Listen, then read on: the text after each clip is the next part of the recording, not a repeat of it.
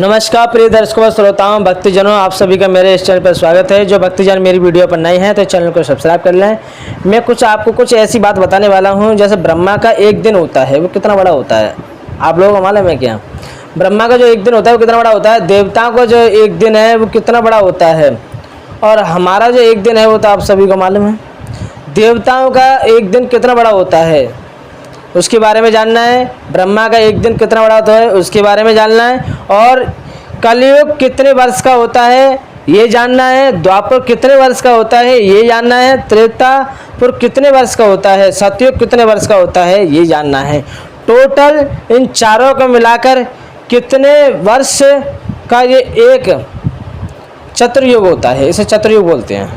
तो कितने वर्ष का होता है ये जानना है। इसके बारे में जानने के लिए आप वीडियो के अंत तक जुड़े रहिए। मैं गीता के 8वें अध्याय के और 17वें श्लोक में आपसे बात करने वाला हूँ। 17वें श्लोक में है, श्लोक है सहस्त्र युग पर्यंत महर्द ब्रह्मणो विदे रात्रिम युग सहस्त्रांत तहो रात्रि विदो जना। ब्रह्मा का जो एक दिन है उसको 1000 चतुर्युग अवधि वाला कहते हैं, और रात्रि को भी 1000 चतुर्युगी का अवधि वाला है। जो पुरुष तत्व से जानते हैं वे योगी जन काल के तत्व को जानने वाले होते हैं। मैं आपको थोड़ा और विस्तार से समझाऊंगा, आप इसे बड़े ध्यान से सुनिएगा, वीडियो ज़्यादा लंबी नहीं है। देखो, सत्ययुग, त्रेता, द्वापर और कलयुग चारों युगों के समय को मिलाने पर होता है एक देवताओं का युग। यानी कि इस चारों को मिलाकर देवताओं का एक युग होता है, इसीलिए इसको दिव्य युग कहते हैं। इस देवताओं के समय का परिणाम हमारे समय के परिणाम से 360 गुना है अधिक, ऐसा माना जाता है। अर्थात हमारा एक वर्ष देवताओं के 24 घंटे का एक दिन और रात, हमारे 30 वर्ष देवताओं का एक महीना, सुनते जाइए, और हमारे 360 वर्ष उनका एक दिव्य वर्ष होता है।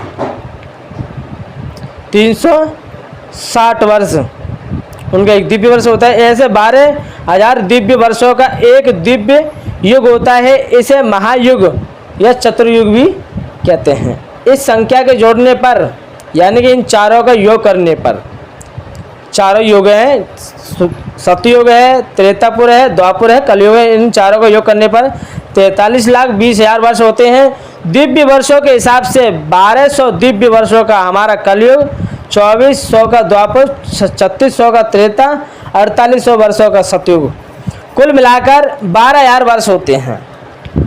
देवताओं के 12,000 वर्ष होते हैं। ये एक दिव्य युग है। ऐसे 1000 दिव्य युगों का ब्रह्मा का एक दिन होता है, समझते चलना। ये तो देवता को हुए 12,000 वर्ष, 12,000 वर्ष बीत जाने पर तब ब्रह्मा का एक दिन होता है। ये तो 12,000 वर्ष ये तो देवताओं के हुए, और ऐसे 1000 दिव्य युगों का ब्रह्मा का एक दिन होता है।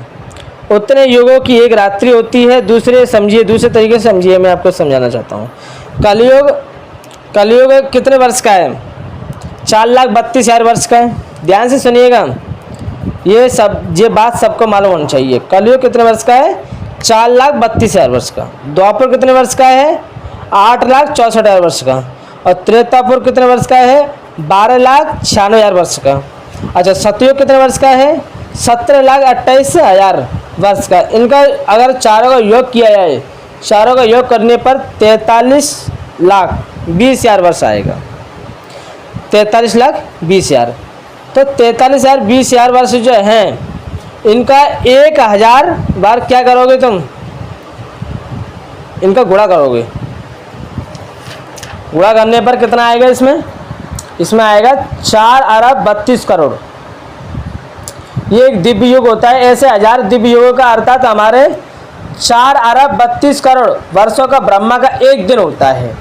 यानी कि चारों ये युग हैं, इन चारों युगों के 1000 बार बदलने के बाद, यानी 1000 तक 1000 वर्ष जो प्रलय है, जैसे कि अब क्या है, ये कलयुग और कलयुग चल रहा है, अब प्रलय होगी। प्रलय होने के बाद फिर सतयुग आएगा, फिर त्रेतापुर आएगा, फिर द्वापुर आएगा, फिर कलयुग आएगा, फिर प्रलय होगी। ऐसे ही 1000 वर्ष तक प्रलय, 1000 वर्ष तक प्रलय, तब वो एक ब्रह्मा का दिन माना जाएगा। बताइए, ब्रह्मा का एक दिन इतना बड़ा होता है। तो मैं ब्रह्मा के बारे में थोड़ा बताऊंगा। ब्रह्मा के दिन और रात्रि की अवधि जान लेने पर मनुष्य को ब्रह्मलोक, उसके अंतर्वर्ती सभी लोगों की अनित्यता का ज्ञान हो जाता है। तब वह इस बात को भली भांति समझ लेता है कि जब लोक ही अनित्य हैं, वहाँ के भोग तो अनित्य और विनाशी ही हैं, और जो वस्तु अनित्य और विनाशी होती है वह स्थायी सुख दे नहीं सकती। अतएव इस लोक और परलोक के भोगों में आसक्त होकर उन्हें प्राप्त करने का चेष्टा करना, मनुष्य जीवन को परमात्मा में लगाकर उसे व्यर्थ खो देना बड़ी भारी मूर्खता है। यानी कि हमने जो मनुष्य शरीर धारण किया है, मनुष्य शरीर प्राप्त किया है, तो हम इसे ऐसे ही खो देते हैं संसार के भोग विलासों में, और फिर ये एक दिन चला जाता है, यानी कि मृत्यु हो जाती है। फिर हमें कुछ हाथ लगने वाला नहीं है। न जाने अब ये मनुष्य शरीर हमें कब प्राप्त होगा। ये मनुष्य शरीर जो प्राप्त होने का जो उद्देश्य है वो सिर्फ परमात्मा की प्राप्ति। जो हमारा जन्म मरण का चक्र है, हम सुख भोगते हैं, दुख भोगते हैं, नाना प्रकार के निजी कष्टों को सहते हैं। उन कष्टों से निवृत्त पाने के लिए हमें परमात्मा की प्राप्ति करनी होगी। जब तक परमात्मा की प्राप्ति नहीं होगी तब तक हम जन्म और मरण से बाहर नहीं आ सकते। ये क्रम चलता रहेगा। तो मेरे प्यारे श्रोताओं, भक्तजनों, मैं आप लोगों को यही समझाना चाहता था कि ब्रह्मा का जो एक दिन है वो कितना बड़ा है। यानी कि 1000 वर्ष तक प्रलय हो जाएगी चारों युगों की, तब जाके ब्रह्मा का एक दिन होगा। और जो देवताओं का जो वर्ष है 12,000 वर्ष, 12,000 वर्ष बाद ब्रह्मा का एक दिन होगा। और 360 दिन, यानी कि एक वर्ष हमारी, तब जाके देवताओं का एक दिन होगा, एक दिन। तो आपको मैंने ये क्लियर कर दिया कि ब्रह्मा का एक दिन कितना बड़ा होता है और देवताओं का एक दिन कितना बड़ा होता है, यानी कि हमारी एक वर्ष बिन का एक दिन। ठीक है, तो आप लोगों की हमारी वीडियो कैसी लगी कमेंट बॉक्स में बताइएगा।